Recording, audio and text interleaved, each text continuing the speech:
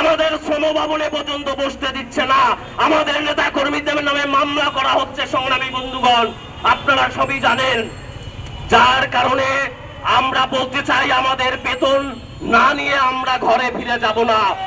আপনারা কতদিন পিটাবেন?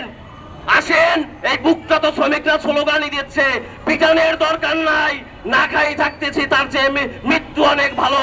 আসেন, গুলি করেন, আমরা এইখানে আমাদের জীবন দিয়ে দিই। আমাদের শ্রমিকরা তার সন্তানের কাছে যেতে পারে না, আপনারা তো ওইটা দেখেন না। আমাদের শ্রমিকরা সন্তানের কাছে গেলে ওই বাচ্চাকে খেলনা কিনে দিতে হয়, খাবার কিনে দিতে হয়, দুধ দিতে হয়। ওইটা আমার শ্রমিকের সামর্থ্য নাই, আপনারা তো এইটুকু খেয়াল করেন না। সংগ্রামী বন্ধুগণ, আমার বক্তব্য দীর্ঘায়িত করব না, শুধু একটি কথা বলবো, আমাদের আন্দোলন চলবে, চলছে এবং চলবে যত সময় পর্যন্ত এই গভর্নমেন্টের ত্রিপাক্ষিক চুক্তি বাস্তবায়িত না হবে, যত সময় পর্যন্ত আমার শ্রমিক বেতন না পাবে, তত সময় পর্যন্ত আমরা যদি 5 জন থাকি, 5 জন রাজপথে থেকে আমরা আঙুল তুলে দেখিয়ে দেব এই সরকার ইন্টিমিডিয়েট সরকার, মালিক পক্ষের পাহারাদার।